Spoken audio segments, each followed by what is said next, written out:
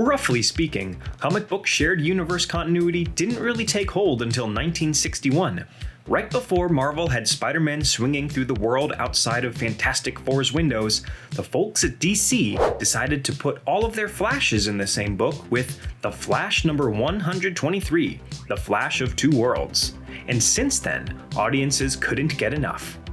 DC Comics alone has had 3 massive continuity overhauls in the last 15 years alone. Flashpoint: The New 52 in 2011, Rebirth in 2018, and Infinite Frontier in 2021, along with several line-wide shifts and new initiatives. And Marvel, while they have never technically rebooted their continuity, completely destroyed the multiverse in 2016's Secret Wars, and has had a similar number of new initiatives. It can get complicated real fast, and so we present to you a definitive collector's guide to Marvel and DC crossover event comics. Powered by eBay. The Flash of Two Worlds. The first major reworking of continuity in comics history, The Flash of Earth 1, Barry Allen, meets his comic book hero inspiration, Golden Age Flash Jay Garrick, and discovers that he's real and from a parallel Earth. Crisis on Earth 1.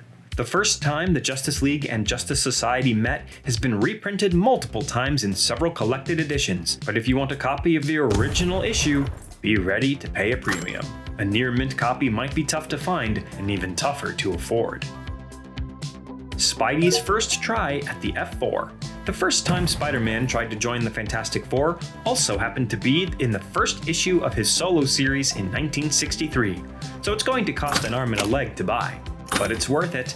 This is one of the most important superhero books ever published, and when Spidey inevitably shows up in a Fantastic Four movie, it's going to skyrocket. Spider-Man: The Black Costume. The epitome of the mash your action figures together style of event comics, Secret Wars was the blatant multimedia tie-in, the first of its kind. But just because it wasn't the best story doesn't mean it's not pricey. The first appearance of Spidey's black costume is a big deal. The Death of Supergirl. The first time. Crisis on Infinite Earths is beloved, perhaps because of its densely packed continuity porn. DC decided with their event to restart and try to streamline its intricate history by compressing all of the multiple Earths down to one universe, wiping away any complications. Like, well, Supergirl for one. Issue number 7 has one of the most imitated covers in all of comics, with Superman holding his cousin's corpse and weeping. Somehow, Supergirl returned.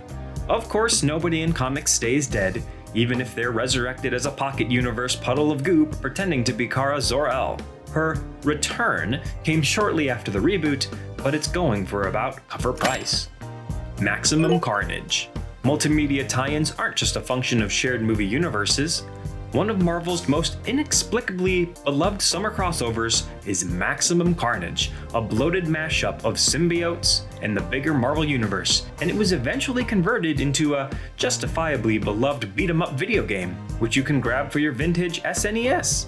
This game rocks. Go buy it. The Clone Saga. Spider-Man is kind of the gold standard for event comics that mess with his continuity. Here, we get the start of a widely loathed story that attempts to rework his continuity. How many Moiras? House of X number 2 was arguably the biggest continuity shift in decades of reboots and relaunches in the X-Men universe. But it was good, and that means it's going to hang around in collectors' minds. Copies of this issue are a steal, and if you snag a variant, you can make bank getting it graded. Mayor Kingpin. Devil's Reign is another recent Marvel event that has staying power, with Mayor Wilson Fisk turning the city of New York against the heroes. This one is still flying under the radar, but with Daredevil making an MCU splash soon, it might start climbing up to something flippable. Find all these crossover event comics and more on eBay now.